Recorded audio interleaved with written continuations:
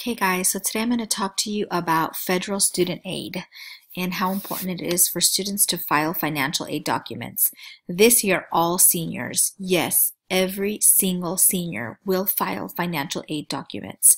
So some students will file right here on the website, which is fafsa.ed.gov. That is fafsa.ed.gov. This is the free application for federal student aid. It is a free application. You do not need to pay to file the FAFSA. If you go to fafsa.com, you are on the wrong website. You never want to put your personal information into an unsecure website. That's very dangerous. You don't want to release that confidential information. So make sure you are filling out and filing the free application for federal student aid. Again, that's FAFSA, fafsa.ed.gov. Students that are U.S. citizens, legal residents, students will file the FAFSA. We have other students and they will file the California DREAM Act. If you have any questions about which form you should file, you can see me. This is Miss Elise, and I will definitely help you file your financial aid documents. Okay, students, so of course you all know that you should be filing financial aid documents because you should be funding your future. You should be thinking about how to pay for college, whether that be community college, the university, private university. If you're going out of state, students need to know how to fund their future. But if getting free money to go to college doesn't motivate you, I hope our financial aid celebration will motivate you. Last year we had a party for our students. It was called Kick Back and Get Some Cash. And we had a lot of students. 70% of seniors participated. But this year, you guys have to beat the class of 2017. Class of 2018, I hope you have 100% of your classmates. All of you should file financial aid documents. If you file your financial aid, your FAFSA, or your California DREAM Act, you will be invited to celebrate with us. We will have a party for you. We will have prizes. Here are some of last year's prizes. We gave away a laptop, Beats headsets, a bike, a mini fridge, a microwave, gift cards to In-N-Out, to Panera, to a lot of different places. We gave prom tickets, yearbooks, and we paid off school debt. So if you owed something like your Chromebook or whatever you owed, some students won debt payoff, which was great. We had a DJ, we had dancing and singing, we took pictures. There was also there was food, so there was a taco truck that came to Paloma Valley for the seniors, and students were fed tacos for the day. We also gave away a free t-shirt to every single student that filed. And every single student that filed also received an extra graduation ticket. So hopefully this will be enough motivation for you to file your financial aid documents. Today we'll talk about financial aid, why you should file, how you can file, and we're going to be offering additional workshops for you and your parents to come out with all of your documents, and we will help you line by line. We will help you file your FAFSA. If you have a situation that you don't want to discuss in class, that's okay today. You don't have to fill anything out. If there's any special circumstance, you're not sure if you should file FAFSA or DREAM Act, you don't know what you should put down for tax information for your parents. Maybe you're not living with a parent. Maybe you're living with somebody else. Whatever it is, come and see your counselor. Come and see Miss Elise. I will help you to make sure that you file your financial aid documents. I'm always very excited when it comes to college applications and financial aid. I do believe education changes lives, and when students can see how much funding they get, I love to see the smile on their face and how happy families and students become when they realize that they can pursue their dreams. So please make sure that you take the financial aid aspect of senior year seriously and get help filing your documents. So here we are back on the fafsa.ed.gov website, the only free and secure website where students should file their documents. First thing students are going to do, if they have not done this already, is create an FSA ID. So this FSA ID is a secure ID that the federal government will use to verify that you are the person filling out the FAFSA, that you say you are, that it's your social security and it's your information. So no one else can log in using your information. It's really important that when you create this FSA ID, you keep your information in a safe location. You are going to file and ask for financial aid every single year that you are in college. So create your information this year, put it in a safe place so that next year when you file financial aid, you're able to locate that information easily. Now your parents also need to create an FSA ID. Only one parent has to, either mom or dad. Your parents may already have an FSA ID if you have an older sibling that has gone to college and has filed financial aid documents. They are going to use the same FSA ID for all of their children. Each student will have their very own FSA ID. If you have older brother or sister, go home, have them help you, get your parents' FSA ID information so that you can file FAFSA. Today, I want you to work on creating your FSA ID only if you brought your information. I do not want you to guess on your social security information. I don't want you to guess on your email information. I don't want you to guess on your home address. All of this information is important. Sometimes students create an FSA ID with the wrong information. Every year I've had students do this and it creates a lot of problem. It holds up your money. So only create your FSA ID if you brought your information. If not, just follow along and you can create your FSA ID when we have our workshop, or you can create it at home. So to create your FSA ID, we're right here on create your FSA ID. You're going to enter in your email. You are going to use your professional Gmail, not your school email. Your professional Gmail that you have access to after you leave high school. Do not use a cousin's Gmail or email. Do not use your parents' email. Do not use your best friend's email. I know this sounds silly. Some of you may be laughing, saying, Miss Solis, why would I do that? I don't know why students do that, but every year we have students that use someone else's email because they don't have their own. Do not use your parents' email. Create a professional email for your parents. Do not use your friends. Don't use your neighbors. Use your very own email. Do not have your parents create your FSA ID. Create your own, because you will need access to this information. We will have this form emailed to you. Okay, so this form is available for you. It's to help you create your FSA ID. See here we have student FSA ID. Your email you use, the username you created, your password. You're going to have to create a save key, your security answer questions, and then for your parents' FSA ID. So this form will definitely help you when creating your FSA ID. Remember to use your legal name. Where can you find your legal name? On your social security card. Even if it's a name you don't like, even if it's a name you don't use, that is your legal name. If it does not match, you will not get funded. So you don't want to hold up your money. Make sure that you use a name that matches your social security card. For financial aid purposes, the home address you're going to use is the home address located in Infinite Campus. That's the address you're going to use. Do not use any other address other than the one located in Infinite Campus. If you don't know what that address is, log into Infinite Campus and use the address exactly the way it appears. Once again, use your address in Infinite Campus. Once you've created your FSA ID, you're going to come back here to the FAFSA website and you're going to start a new FAFSA. You're going to log in using your FSA ID that you created. This is going to be your username and your password that you created from FSA ID. Okay guys, so once you create your FSA ID and you log in using your username and password, you will come to this screen here where it says welcome, your name, and we are going to be filling out the 2018-2019 FAFSA. Make sure that you are filling out the right form because that's the year you are going to be in college, is 2018-2019. Next, you're going to be prompted to create a save key. This is really important. It's going to be a number that you create. And I want you guys to see some features here in the FAFSA.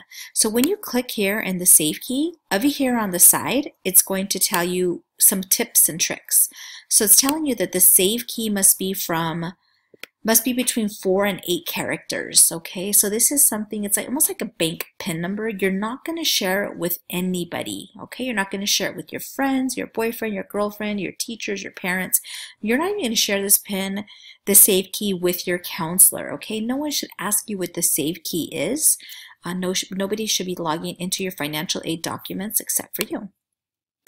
So once you create your save key, you'll be in the actual application, and it just lets you know that you should be using next and previous buttons. So don't use the back arrow, okay? Just make sure you use next and previous buttons to move back and forth between pages.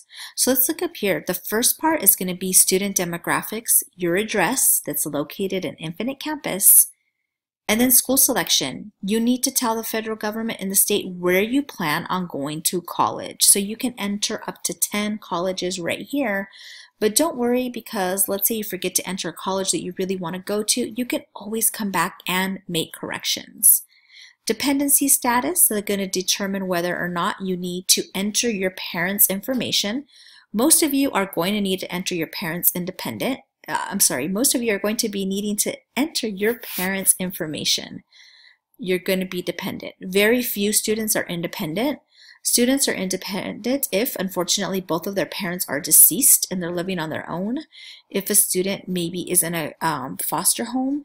If a student is married, but then you would need to enter your spouse's information. If a student has a child, but they provide more than 50% of income for this child, for example, they're paying rent, buying groceries, they're on their own, then the student is independent. You are not independent if your parents say, no, I'm not going to help you with college, I can't help you. You still require to enter your parents' information here. So then, of course, once they determine that, they're going to ask for your parents' information, for your financial information, and then you're going to be able to sign and submit with your FSA ID. Your parents are going to be able to sign and submit with their FSA ID. Okay, it's that simple. It's very easy to go through the financial aid documents. Okay guys, so here we are on the student demographic information, and here we'll see that your last name, first name, middle initial, your information, your social security number, date of birth, that was transferred over from your FSA ID. So you'll need to go through and you'll need to put in if you're male, female, your address will be in there, and it's going to be the address that you find at Infinite Campus. Now it's going to ask you if you've lived in California for at least 5 years. So you'll say yes or no. Your cell phone number, your professional Gmail address. What is your marital status? Are you married? Are you divorced? Are you single? So they can ask you what your marital status is. And then if you have a driver's license and if you want to provide that information. Once you enter this information, you simply are going to go to next. So here we are on student eligibility, and it's going to ask you, are you a U.S. citizen? So when you click right here, you get a drop-down menu, and it'll say, yes, I'm a U.S. citizen. No, but I'm an eligible non-citizen. No, I am not a citizen or eligible non-citizen. So let's say if you are not a citizen or eligible non-citizen, right here it'll tell you, you'll mark this, but then you should be filling out the California DREAM Act. So we're going to say, yes, I'm a U.S. citizen. What will be your high school completion status when you began college in 2018-2019? Well, since I'm pretending I am a high school senior, I'm going to have a high school diploma when I began college. What will be my grade level? Okay, well, I will have never attended college. It'll be my first year attending college. Even if I have dual enrollment credit, even if I have taken classes at the community college or I have AP credit, I'm still considered going to be first year for financial aid purposes. What degree will I be working on in 2018-2019 school year? Well, I'm going to be working on my first bachelor's degree if I go from high school to the university.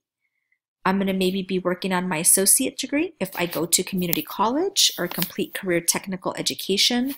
Associate's degree if I go to community college because I want to transfer, or certificate if I'm going to go to community college and do certificate, or at a different career technical education school. Okay, so we're just going to use first bachelor's degree here. Are you interested in being considered for work study? Yes, I want a job on campus. See how when I click here, it gives me information right over here. So the Federal Work-Study Programs provides jobs for undergraduate, that's going to be you, students with financial need, allowing me to earn money to help pay for my expenses. So basically, I'm going to be able to get a job on campus. It pays me more than minimum wage, and I'm going to get a paycheck to get some of the stuff that I need. Will you have your first bachelor's degree before you begin 2018-2019 school year? No, I'm working on my first bachelor's degree. Are you a foster child? No. Highest school completed by parent one. So parent one, my dad, which this is true, my dad went to 3rd grade, so I'm going to say other. Okay, and my mom, she was able to complete high school, so we're going to say high school. Okay, you'll put in your parents' information. I'm going to assign my dad parent 1. I'm going to assign my mom parent 2. You can assign whichever parent 1 or 2. Just remember, if you only live with one parent or if you only know with one parent, you can put both your parents' information in, even if you only live with one. If you don't know where one of your parents is or you don't have any communication, you can just put information for one, and on the other one you can leave it alone. So here I'm still on student eligibility, and it's asking me what the name of my high school is. So I'm going to type in Paloma Valley High School. And my city, the city that my high school is located in is Menifee in California. So I'm just going to click on C, and it's going to take me down to California. I'm going to hit enter. I'm going to confirm, and there's my school, the first one, Paloma Valley High School. So there we go, we confirmed, and now I'm going to click on next. So based on the information I provided, it's going to let me now select up to 10 colleges. So now I can go in and I can select 10 colleges. So I'm going to select some colleges in California. So I'm going to say in California, I'm going to say Menifee, and let me look and see. I'm going to search, and let's see some colleges that come up in Menifee. Okay, none, because Mount San Jacinto is probably under San Jacinto. Let's see if that works. There it is, Mount San Jacinto. So I'm going to click that college right here in the little box, and I'm going to add it as one of my schools. Now I'm going to also add in San Marcos, which is in the city of San Marcos. And California State University, San Marcos. I'm going to add that in too. Okay, so you can add up to 10 colleges right here. So these are the colleges I selected, okay? Now on the next screen, it's going to ask me at Mount San Jacinto, where are my housing plans? So if I go to community college, I'll probably still live with my parents. If I go to Cal State San Marcos, I want to live on campus. I'm going to say that. It doesn't affect your financial aid in any way. They just want to get an idea. Then we'll go right here to next. So look at this, guys. I'm already on the dependency status. Do you see how fast this is? So we want to be accurate with our information. We don't want to make any mistakes. So now it's asking me, do you have or will you have children who will receive more than half of their support from you? No, I don't have any kids. Do you have any dependents other than your children or spouse who live with you and receive half of your support? No. Your number of family members. Let's see, what does that mean? So I'm going to click here, and it's going to say, so this is asking me about me, to myself, number of children, number of people who live with you and receive more than half of your support. Okay, so that's, let's see. So just me, this is just me, okay.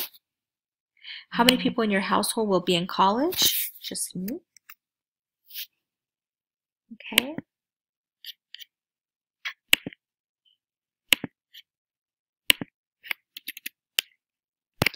Okay guys, so I want you to see here that my application looks different than your application because of my date of birth. So because of my date of birth, I'm considered independent because of my age. You guys will need to put in, it's going to ask you for your parents' information. Okay guys, so again, on November 8th, we're going to give you guys information line by line. We're going to help you fill out your financial aid documents.